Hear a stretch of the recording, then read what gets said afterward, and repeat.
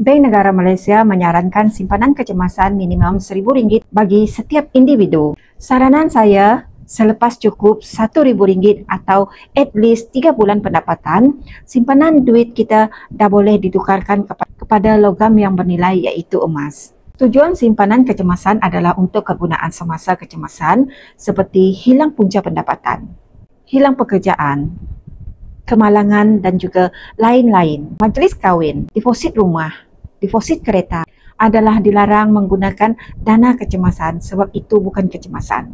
Dana tersebut boleh dirancang dari awal lagi. Mencuri dana kecemasan adalah antara dosa-dosa keuangan. Jangan lakukan. Sebelum memulakan apa-apa pelaburan, pastikan dana kecemasan mencukupi. Kebanyakan orang terus melakukan pelaburan tanpa ada simpanan kecemasan. Susah sangat nak simpan duit kecemasan. Kumpul-kumpul masih tidak cukup. Tak boleh nampak wang, mula gatal tangan nak berbelanja. Mentor saya cadangkan duit kecemasan dikumpul dalam bentuk emas dengan emas sebagai simpanan kecemasan. Gram emas lebih mudah terkumpul dan bertahan dengan lama.